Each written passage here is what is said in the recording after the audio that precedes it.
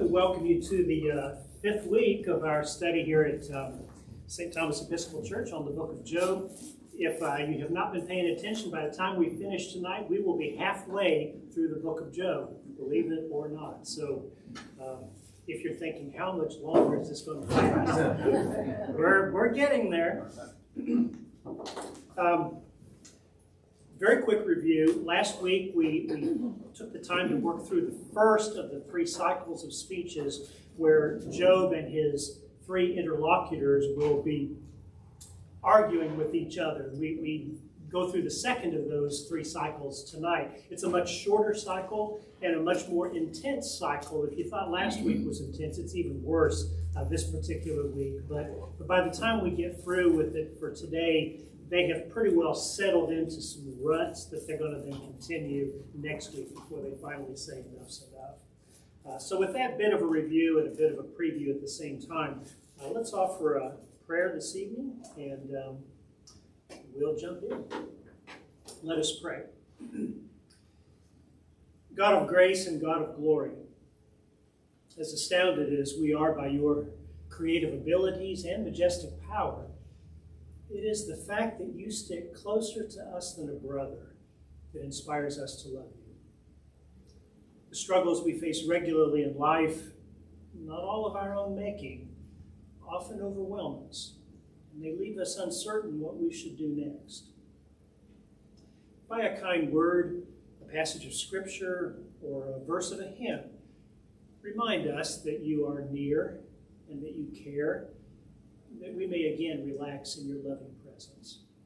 For Jesus' sake. Amen.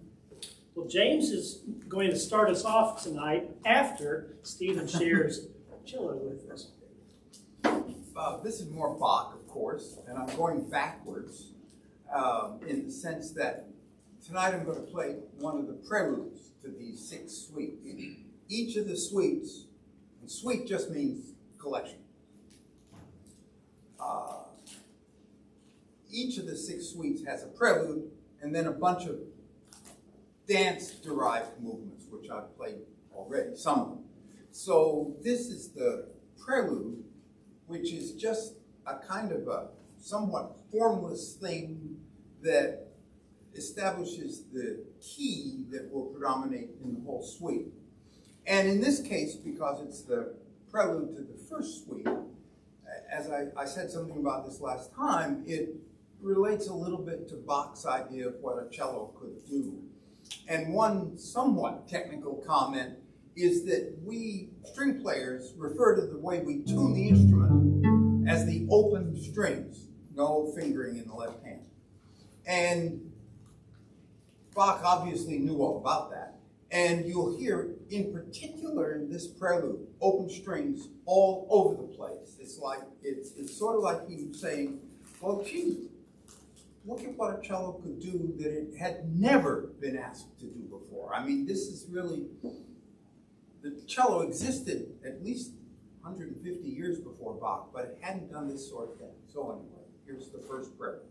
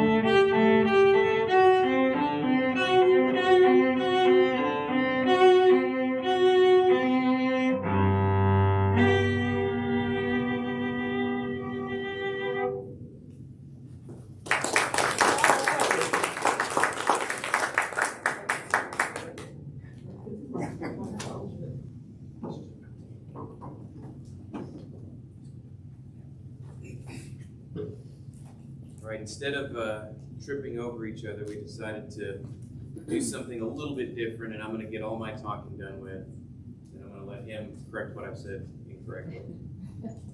And one of the things we're going to kind of do here is just pull back some of the discussion where, and I thought it was timely that you see Job and his friends doing a lot of back and forth, and you hear this is the first rebuttal, the second rebuttal. So I thought that we're going to do something a little bit different to kind of tie these back in with some of the points I talked about on the first night around theodicy. Is the book of Job strictly a book on theodicy?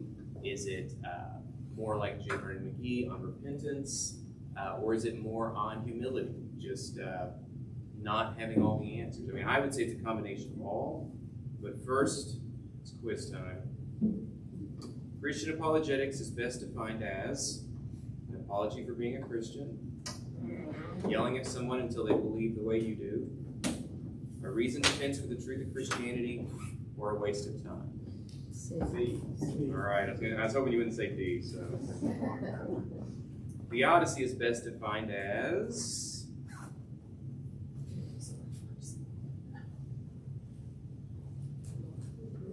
all right, shout it out. Don't be shy. D? D, No, as I'm in kidding. boy. It's like if you pick D, I was going to say, well, no, it's close. Okay, and the interesting thing about this topic, and we'll see how this goes, I thought this debate, talking about apologetics, talking about rebuttals, talking about conversations kind of going back and forth that we're in the middle of, and we've still got, Vaughn's going to take us through a lot more of that, was a debate with two people I know pretty well, fairly well. The guy on the left, William Lane Craig, is a Christian theist. He has 2 doctorates, one in philosophy, one in theology.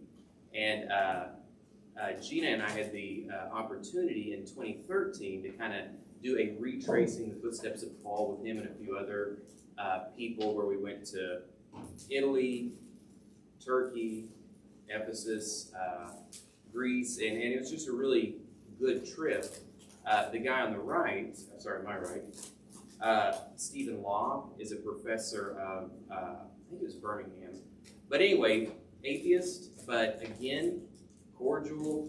It was funny, we kind of had started a conversation some time ago, and he even sent us one of his books on atheism last Christmas as a gift, and he wrote it, Merry Christmas, but then right after he wrote Bah Humbug. So you can still disagree, but be friendly, of course, with one another. And what's interesting in this debate is pretty much William Lane Craig offers a bunch of arguments for Christianity being true. Stephen takes an interesting approach. He just says, yeah, I'll give you all those, except he focuses strictly on the problem of evil. And he even makes basically reference to pretty much that he's going to basically be defending the position of Job. So I thought it was just kind of fitting that he takes that position in this debate. So we're going to just kind of go back and forth on that a little bit and just consider what Vaughn's kind of going to take you through, what we looked at last week as far as the friends, as far as the rebuttal stage, just so you can kind of get an idea. Again, no right or wrong answers, whether it's theodicy or not, but at least that you can see a different perspective, and that these conversations between Job and his friends are worthwhile to actually dissect, to kind of listen to. When you hear rebuttal stage, it's the same thing here. You'll have an opening statement from William Lane Craig, from Stephen Law, and then a rebuttal going back and forth. And it's interesting that this entire debate, Stephen Law just basically ignored all the other debate, the topics. For example, William Lane Craig, he'll comment that all scholars believe the universe began a finite time ago, which is pretty much universally true, which is space, time, matter, just everything just came into being. That's universally agreed. And it's interesting, well, what would cause it? It would have to be beyond space, time, and matter. Again, not to go into an apologetics diatribe, but that sounds a lot like God. Stephen Law said, you know what, I'll give you that Craig went to the fine-tuning argument, which, again, long story short, if you look at where we're at, if we were just a little bit closer to the sun, it's too hot, we die. If we're a little further away, it's too cold, we die. If gravity was just a pinch more, our cells would implode. If it's not quite what it is, they would explode. They wouldn't be able to hold together. So again, you look at all of these little fine-tuning arrangements, and it's just like we're literally what even atheist scholars describe as the Goldilocks position. And Stephen Law said, you know what, I'm going to give you that one. Craig made the point about the historical evidence for the resurrection of Christ.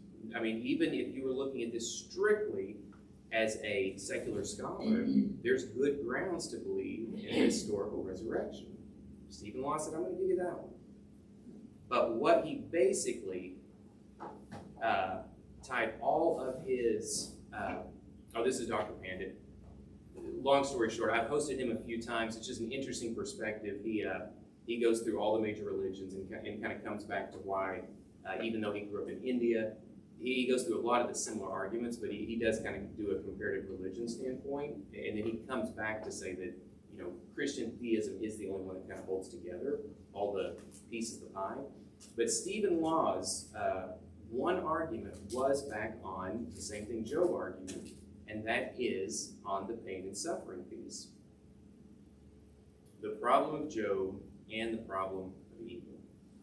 And again, we could look at, you know, free will defense, we can look at a few different things, but the question basically goes to sovereign suffering. How does this tick and tie to the book of Job? And I'm just going to kind of go through just a few of the same statements they did, where it's kind of rebuttal, and just picture, you know, kind of what we talked about, apologetics. Next time someone asks you, you know, well, how's the coronavirus here? Doesn't that, you know, why is God allowing that? Well, I mean, is God really allowing that? I mean, is it free will if someone robs a bank? Why did God let him or her rob the bank? Well, if that person has free will, you can't really, you can't make a square circle or a married bachelor. And the same thing, you can't have a free will not be free.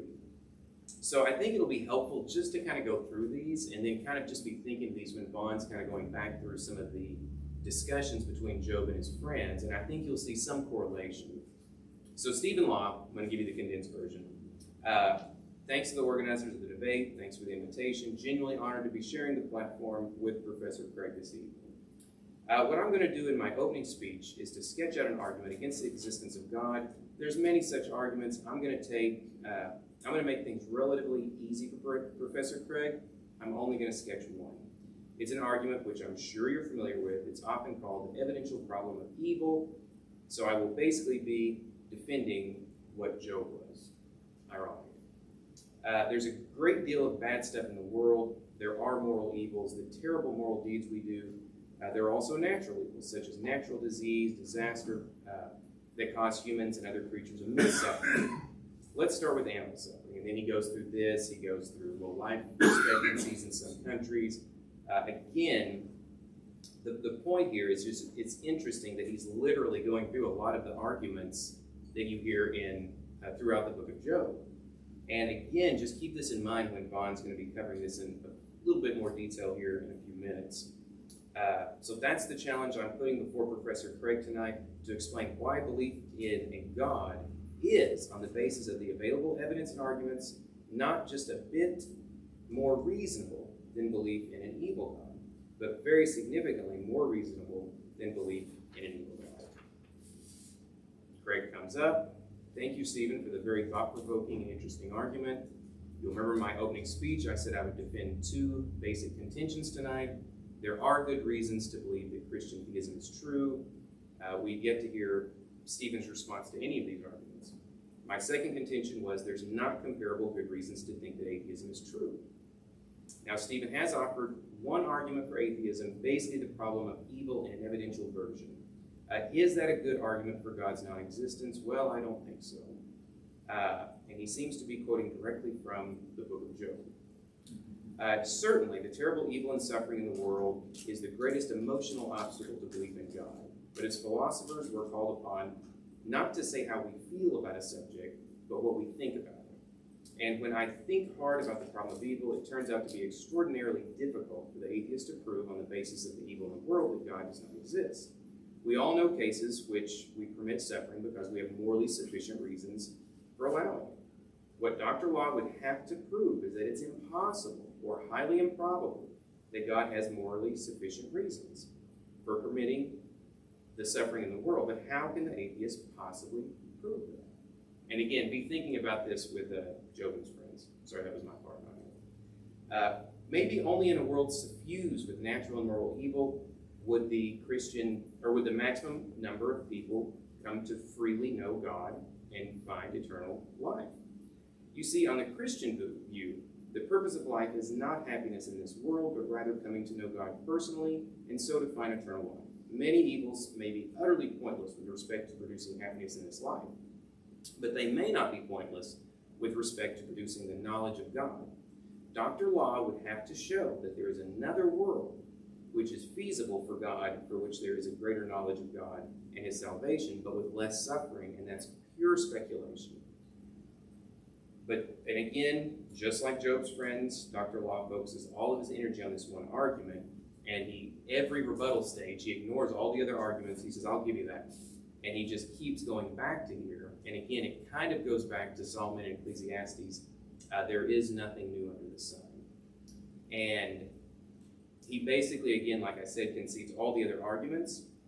So Stephen Law's second and third rebuttals, condensed for simplicity, is yes, there are all these ingenious explanations we can concoct and gerrymander, but the fact is we can all see, we all know, we will confidently dismiss, rightly so, the evil God hypothesis purely because, or on the basis that we can see the universe around us.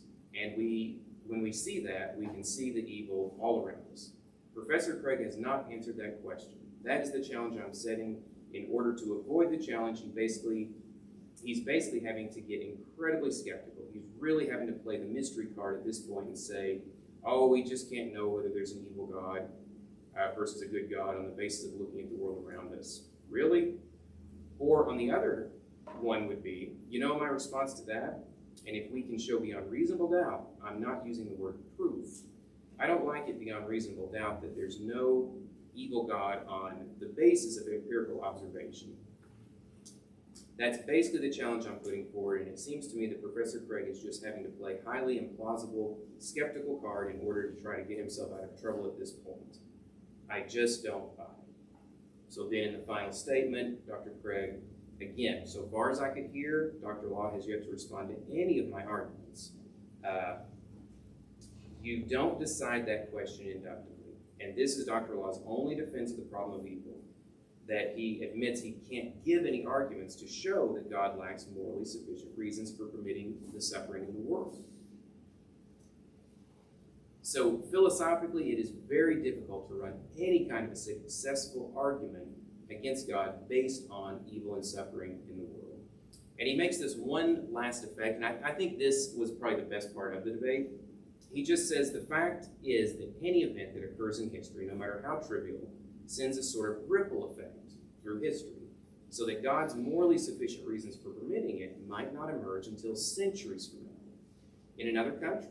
This was already understood in classical physics. James Clerk Maxwell wrote, "The rock loosed by frost and balanced on a singular point on the mountainside, the little spark that kindles the great forest, the little word that sets the world a-fighting, the little scruple which prevents a man from doing his will, the little spore which blights all the potatoes, the little gemule which makes us philosophers or idiots. Every existence above a certain rank has its singular points, the higher rank the more of them. At these points, influences whose physical magnitude is too small to be taken account by a finite being, us, may produce results of great importance.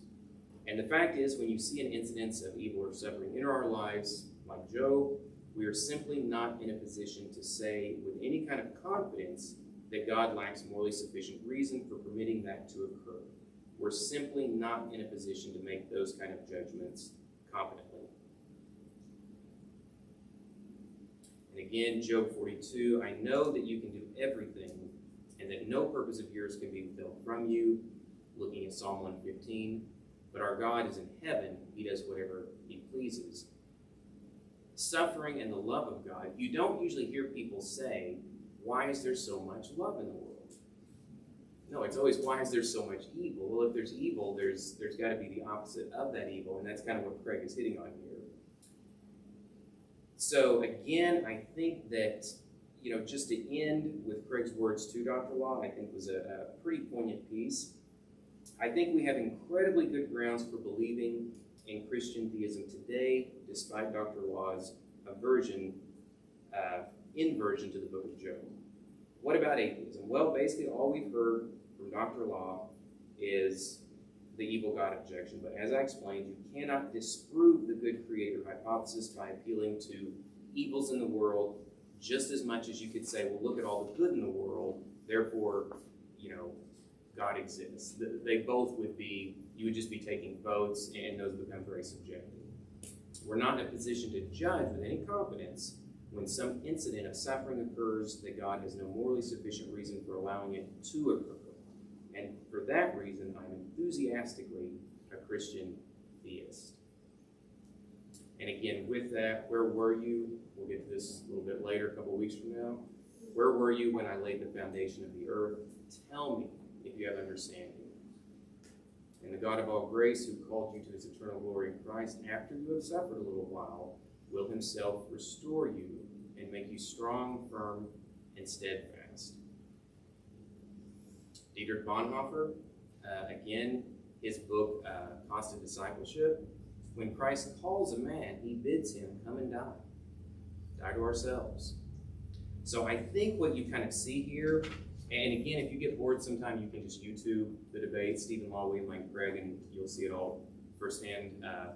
But I think you basically get this picture of Job being a lot more like the prodigal son, and I think that'll kind of come more clear as we get further into the chapter. But I think this will hopefully serve at least as a snippet just to be able to kind of tie in some of the loose ends, because I know it probably seems like the back and forth with Job and his friends, the rebuttal, the counter-rebuttals, seem redundant, but there is a lot of meat in between those texts.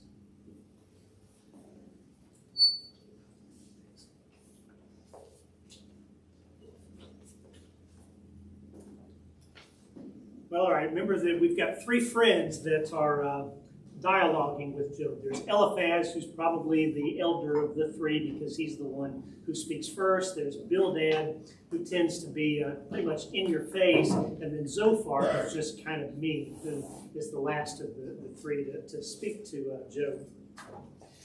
Each of the speeches that the friends give, they are fairly short. Job's are consistently longer than each of the friends.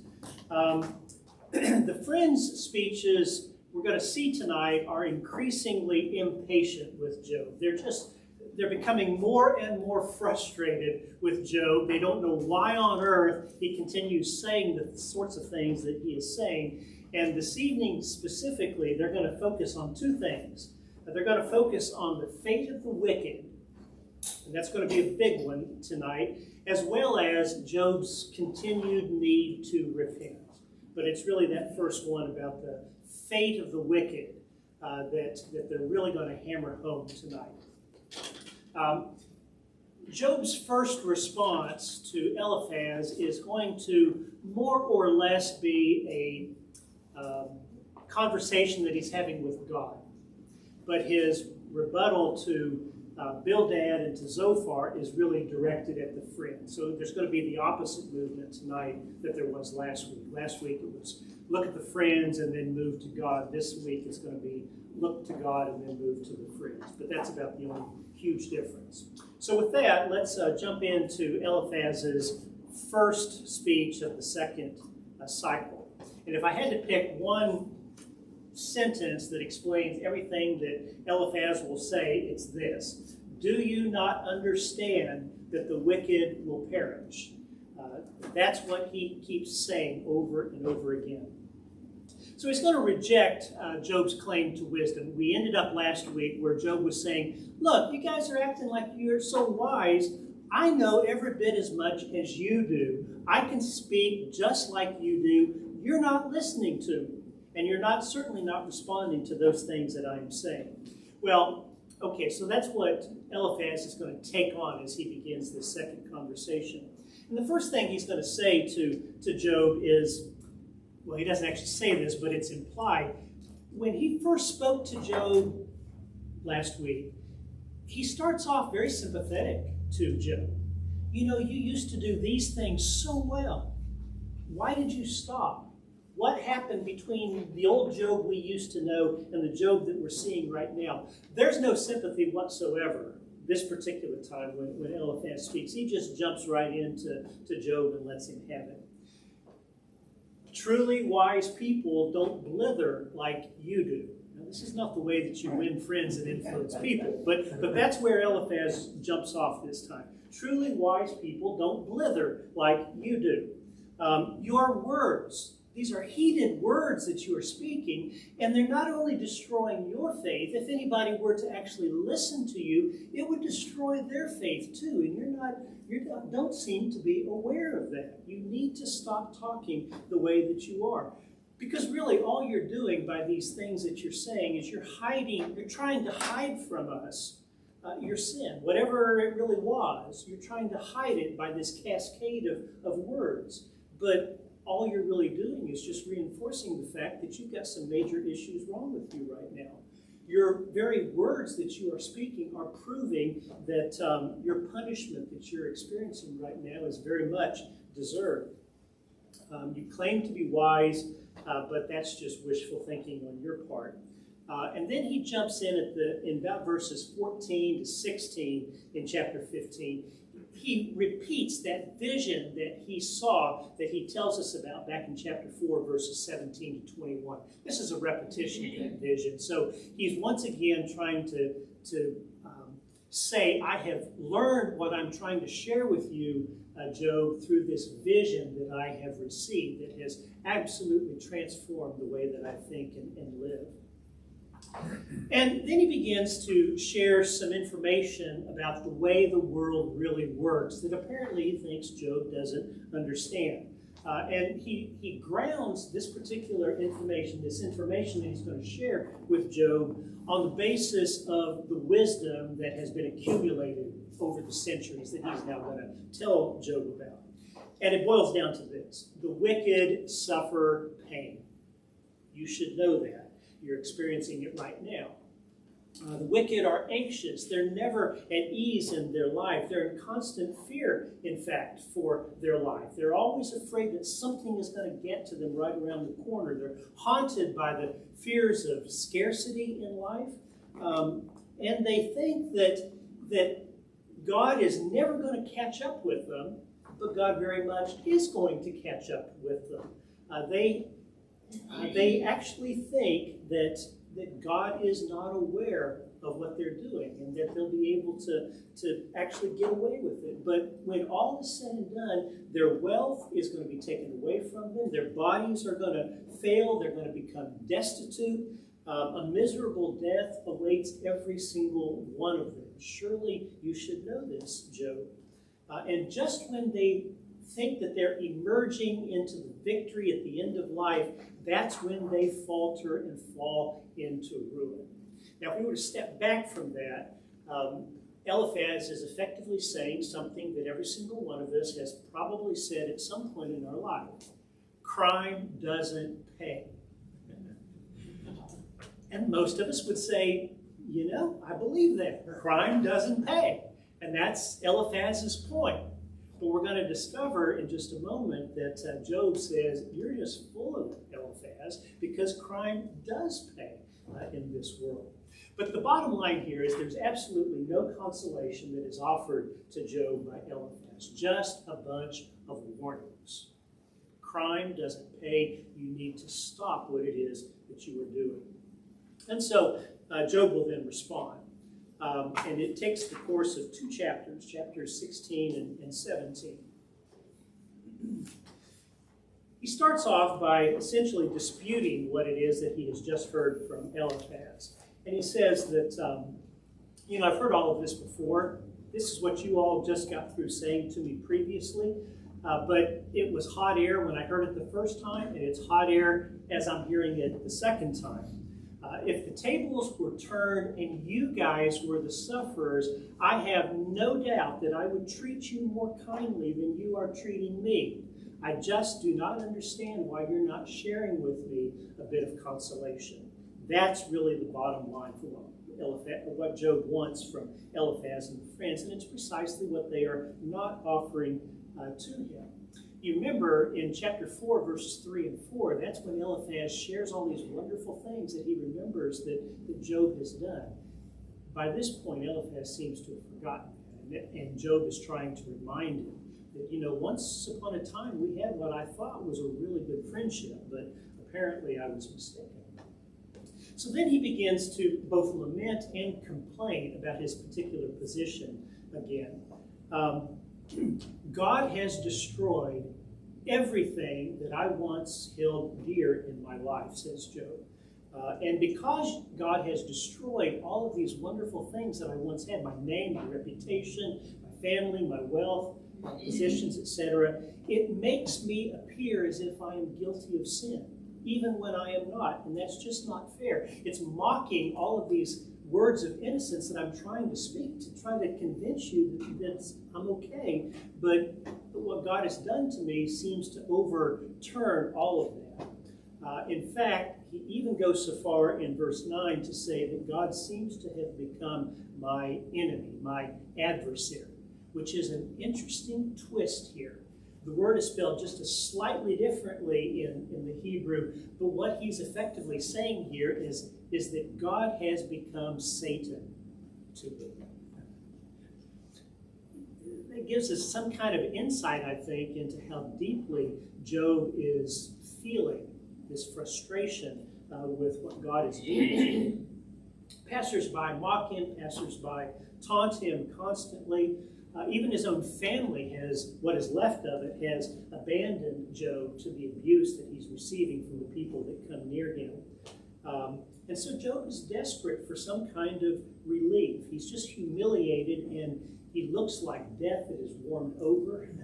And there's not a thing at all that he can do about it, even though he is absolutely innocent. He's still convinced of that. God has not told him one time what he has done that was so terribly wrong to be the recipient of all these things that have happened to him. And then in an intriguing twist, in the midst of these things in which he's effectively indicting God for treating him wrongly, Job says something really intriguing down about verse 19, about verse 20 or so. Now, at this point, he's no longer really ready to die as he was back in chapter 3. And he's moved beyond that. He moved into questions last week. Now he's actually crying out to the dirt in verse 18 to defend him from his assailants. And you think, well, that's just really a weird, ridiculous thing for Job to be doing. But if you read the book of Revelation in chapter 6, verse 16, there people are crying out to the rocks and to the hills, fall on us to save us from the wrath of the Lamb. Or us today. How many people do you know who have built some kind of a fallout shelter underground? Or they think that if they need to have a bunker or go to a cave, so they're effectively calling upon the rocks and the dirt to save them from whoever they believe their assailant to be. Here Job is essentially doing the same thing. And it's at this point that he makes this really intriguing comment that I'll need to come back to a bit later. Refusing to believe, to boil down everything that he believes about God to what he's now experiencing from the hand of God, he actually refers to God as my witness in heaven. And it seems completely out of step with everything he's been saying up to this point in time. He's effectively been indicting God in return for treating him unfairly.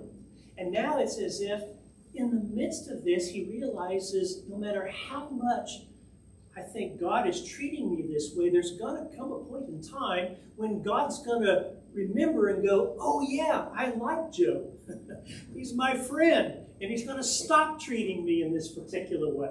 So there's going to come a point where my witness in heaven is going to have it out with God. And they're going to come to terms with the right way to treat me moving forward. Because, in fact, I am innocent. Job is still holding to that. And then he ends with a very short personal lament. His spirit's broken. This is chapter 17. His spirit's broken. The mockers won't leave him alone. He thinks that God needs to release him on bail. Which effectively means, you got to stop treating me so bad. Give me a break for just a moment. Let me catch my breath so I can actually have an appropriate conversation with you, God. Because my friends aren't going to help me out. So the only one who ultimately is going to be able to help me out has got to be you. Verses 11 and 12, Job effectively says, because at this point in time, my hope is absolutely shot. His friends, they keep telling him things like, cheer up, life isn't so bad. But it is. Look at me, here I am. I've been out on this ash heap for how long now? And it's not getting any better. My body's not healing. I'm in tremendous pain. Job, by saying that's just nonsense, is effectively saying the same thing that Jeremiah says. He's just absolutely irritated by those who walk around saying, peace, peace, when there is no peace. Job is wanting to stop hearing his friends say, cheer up, everything's going to be okay. If you don't want to listen to Jeremiah in the Old Testament, then think about James in the New Testament, where he imagines somebody who's hungry or somebody who's naked coming up to somebody in the church and asking for some kind of a handout or for some assistance, and the Christian going, oh, well, stay well and eat well, and just walking off. And he says, that doesn't do a bit of good. That kind of faith is really no faith at all. And that's where Job is at right this moment. He just cannot believe that his friends are treating him the way that they are. The advice that he's receiving from them really is just drivel. That's just no use at all. It doesn't even address the situation that Job is facing at this particular point in time in his life. It's just mocking him.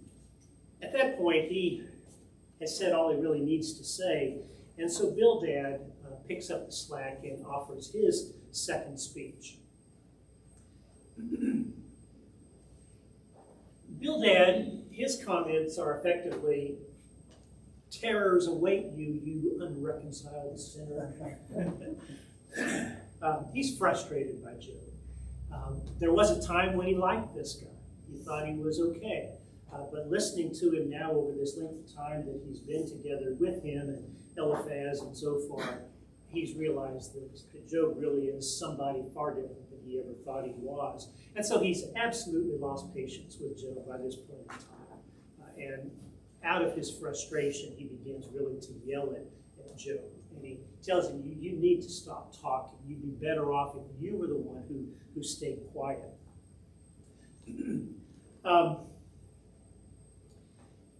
The fate of the wicked. Here's really the main point that Bildad wants to make.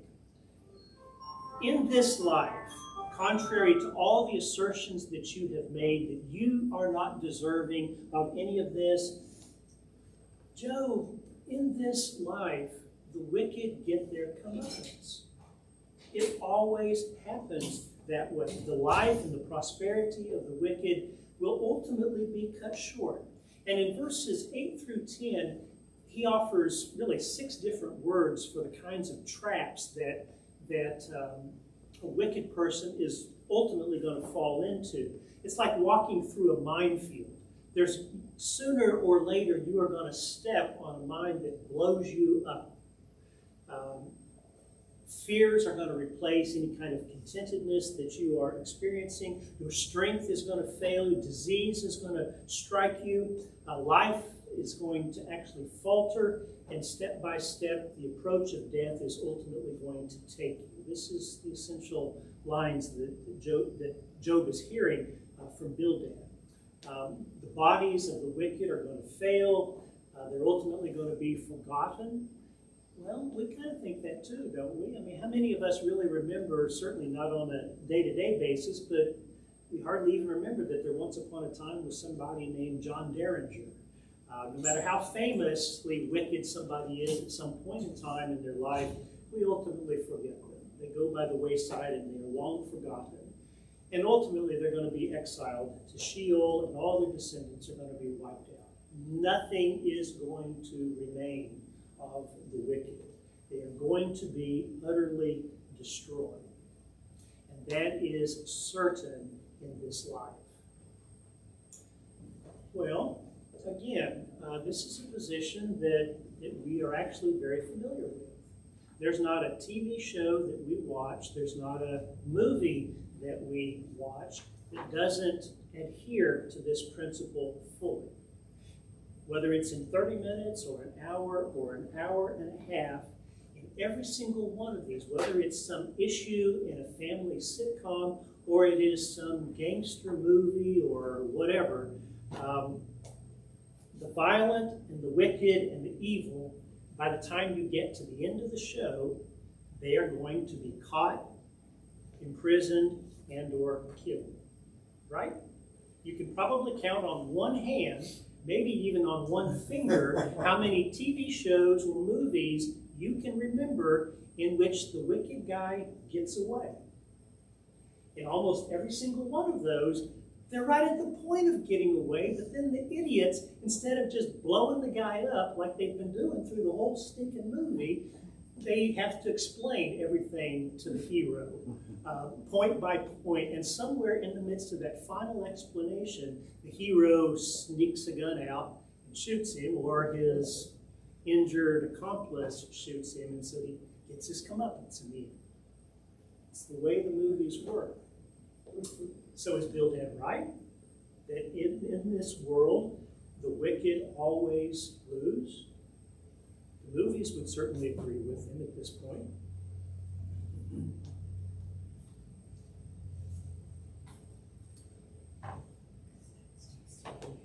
And Job's response then to Bildad takes place in chapter 19. And he starts off by complaining against his friends, as he's been doing consistently here. He asks why they persist in heaping all of this scorn on him. They really should just spend some time comforting him. That's what would really be helpful.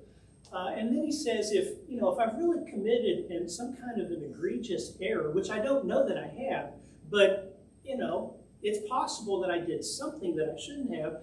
I don't think it could possibly be as deserving of what I'm receiving. But if I did something, I just wish somebody would share it with me so that I know. I would feel much better about it if I knew. But nobody is. God is not. You are not. And so all I can do is simply conclude that God is being unjust to me by the way that I'm being treated. And so he, again, launches into this almost a diatribe, certainly a complaint against the way that God is treating him. He's been crying out for aid, but God continues to ignore him. He's not responding to any of his pleas for assistance. God is boxing him in. The first couple of weeks, there were these back and forths between Job and Satan about God hedging in Job. But now the hedging word has been replaced by boxing him in. His world keeps getting smaller and smaller.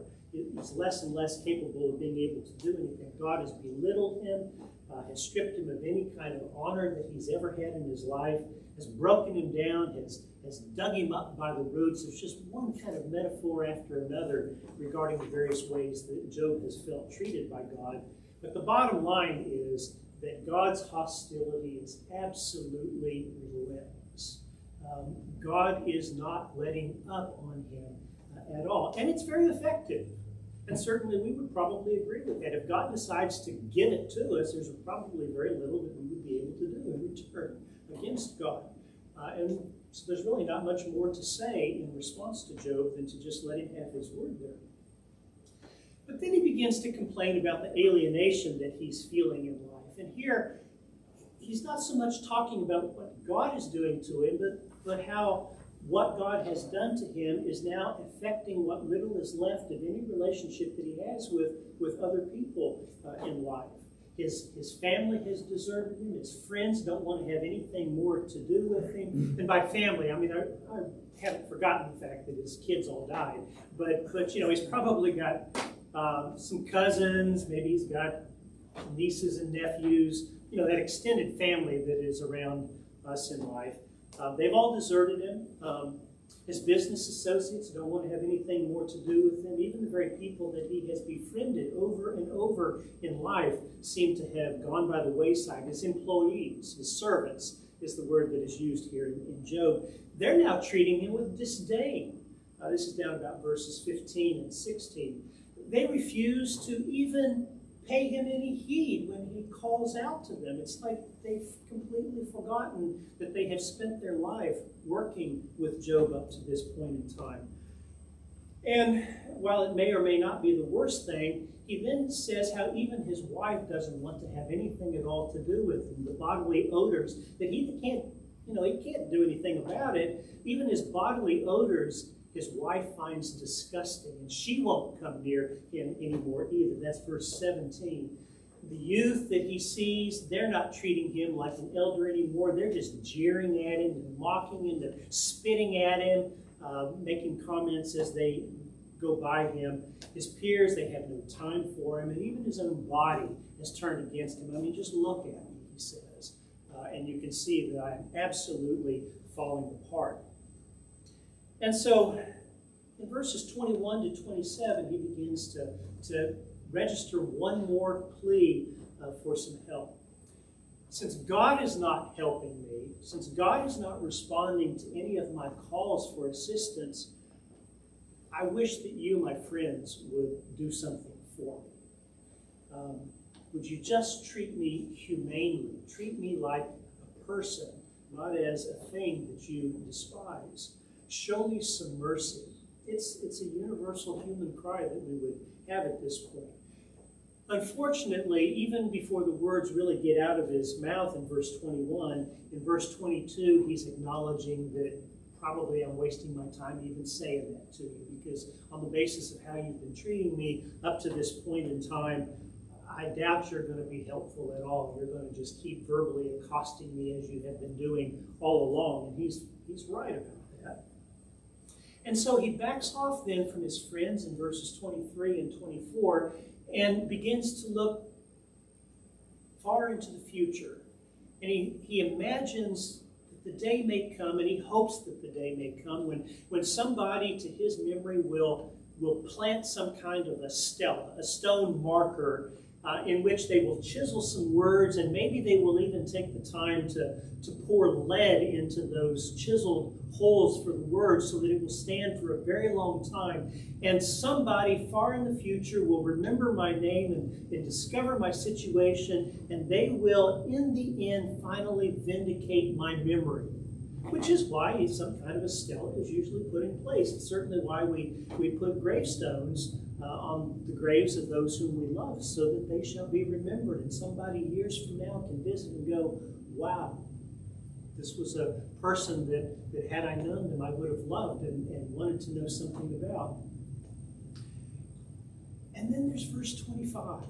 Suddenly he makes another one of those huge jumps in his thinking that you just want to go, wow, where did that come from? You have been absolutely ragging on God up to this point in time, and now suddenly you, by thinking about this memorial that might get put in your memory where somehow centuries from now even somebody may finally say, you were an okay person, now you have spoken about my kinsman redeemer.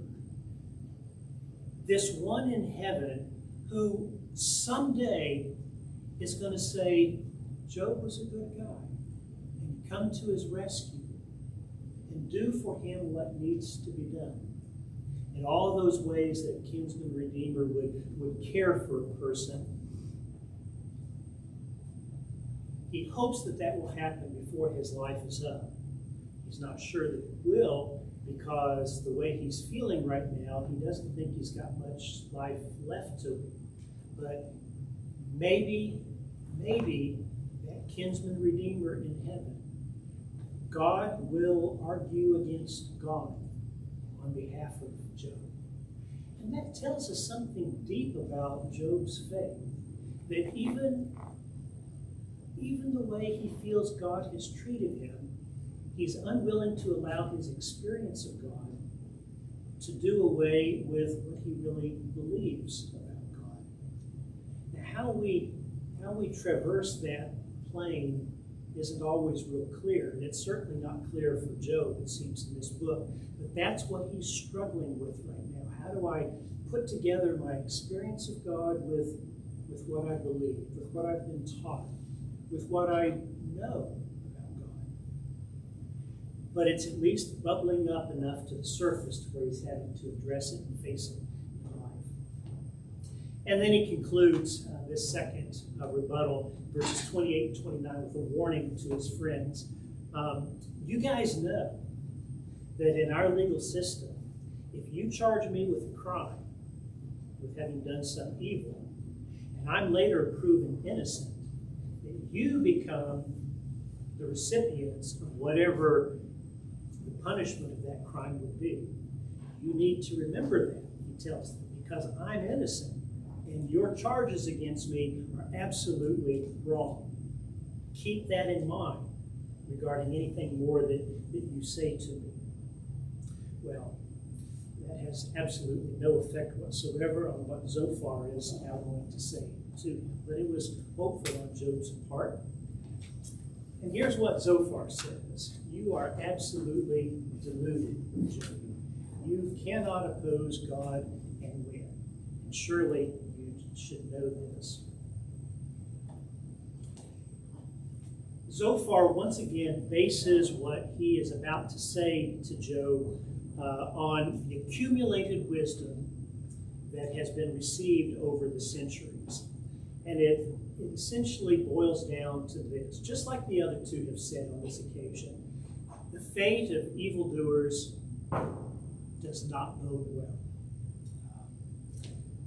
The happiness that anybody who is wicked enjoys is fleeting.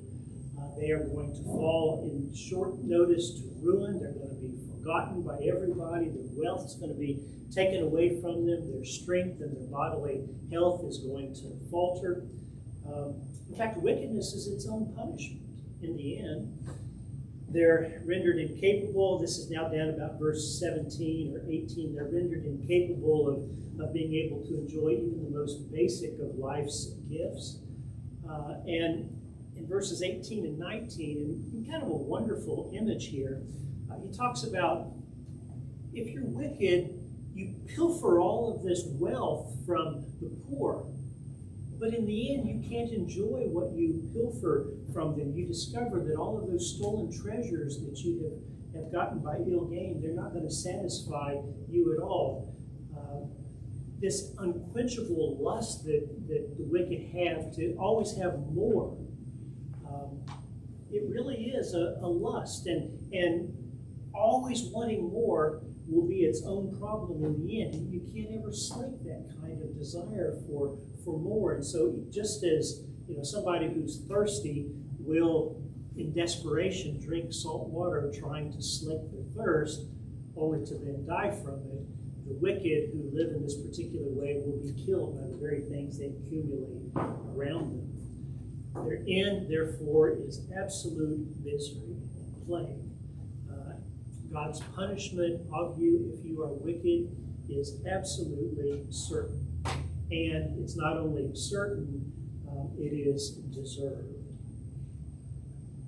And if you're really listening to what Zophar has said through this chapter, even though he's speaking in sort of universal terms, he's really speaking very specifically about Job.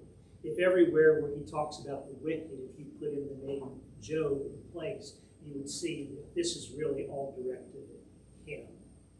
You're the one that is receiving all of this appropriately from God. Well, Job isn't real happy about any of that. And so once again, he appeals for a sympathetic hearing from his friends. He wishes that instead of talking so much, they would just take the time to actually attend to the words that he is speaking.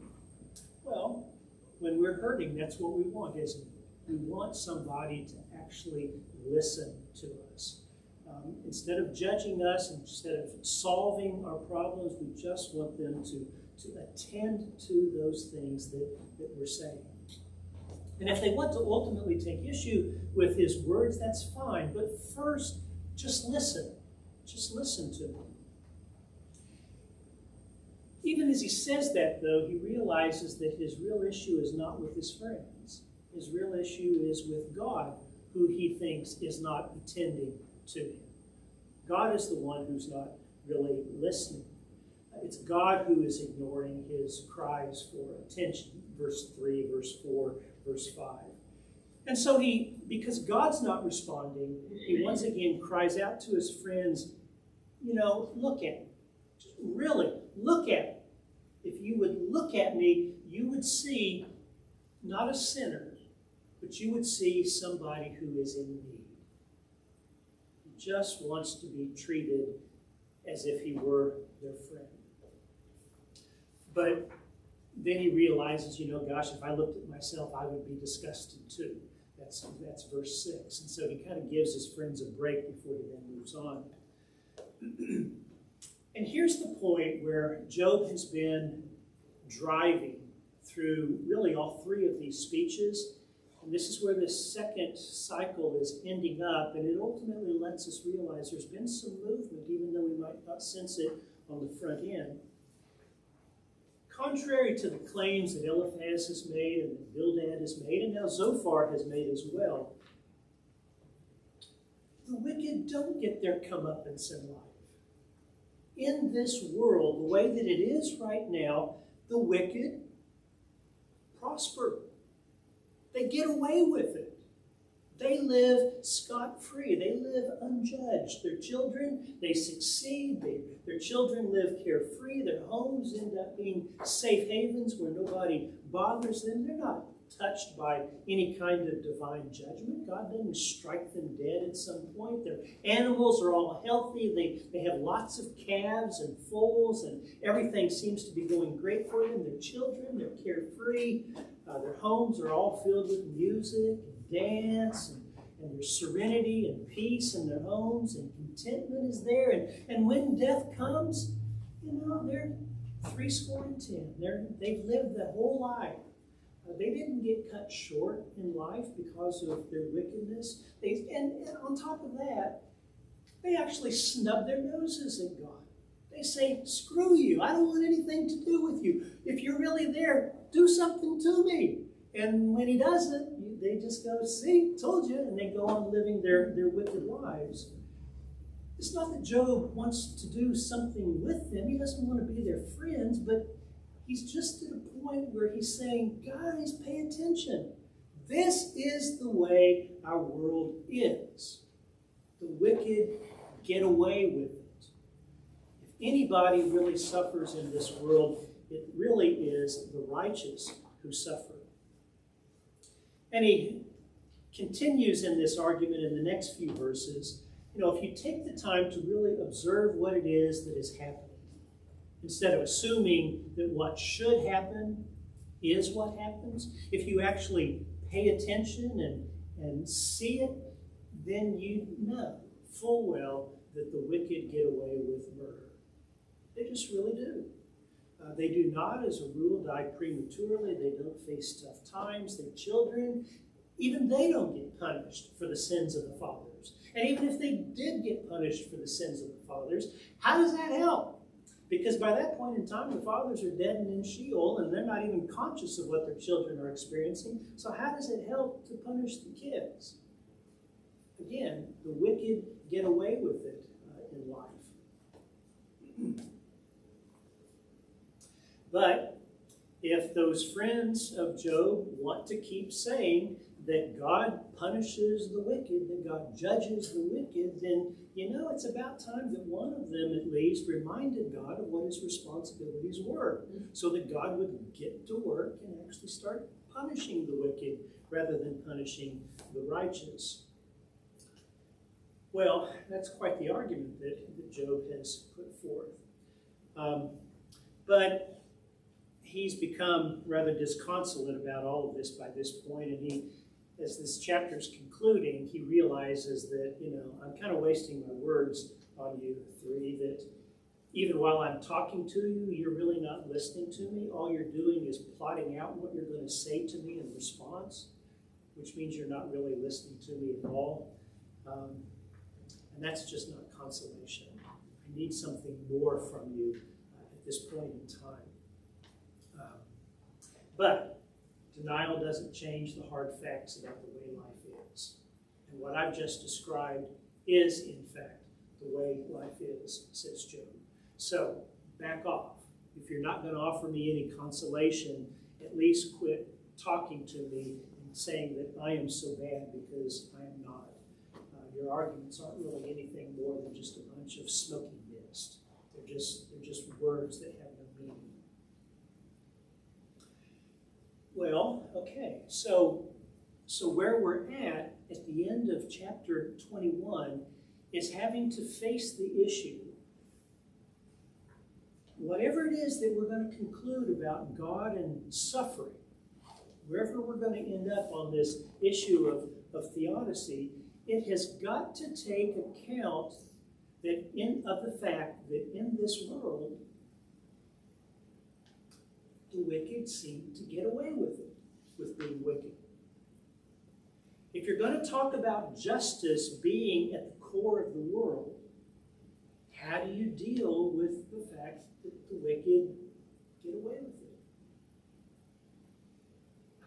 Well, there's no answer given at this point, but that's where we're at the end of chapter 21. So Job's friends, very quickly, Job's friends have moved from telling Job that he should repent because suffering is in fact a sign of sin in life, to now dwelling on the certainty that the wicked will get their comeuppance. That's been the arc of their argument so far. Job has moved in a rather different direction. He's moved from the point where in chapter 3 he just wanted to die.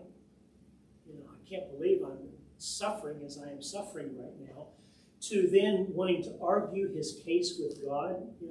Gotten past the point of just wanting to die, and now he was angry enough he wanted to have a debate with God as to why God is treating him in this way, to now realizing that as I begin to think about it, this may not be different than anything else that I've seen my whole life. I just wasn't paying attention, because he thinks now that the world really isn't just at all. Well, it's hard to say that Job is wrong. If the world is not just, what can we then say about God? What can we say about our world? And what can we say about our relationship with God? And why is it that things happen the way that they are? And we're really set up for next week. One last thing before we stop. Pam made a good suggestion before you all got here. In conversation with a couple other persons earlier, she said, it might be helpful if when people get here a bit earlier, since you tend to run long every single week and not have time for questions in the midst of these conversations, if people got here early with the questions that they have, could they ask you those questions before we actually get up and running? Sure. So if you've got questions that you've been writing down in your book that I haven't responded to yet, show up a few minutes earlier and hit me with them, and I'll do my best, or James as well, to try to respond to those that you have. Okay, we're halfway through the book. We don't know where we're going unless you've read chapter 42 and know the end of the story, but we're halfway through, and it's beginning to get to a point where we realize there really are some big stakes to where this argument's going to come out. I appreciate you being here.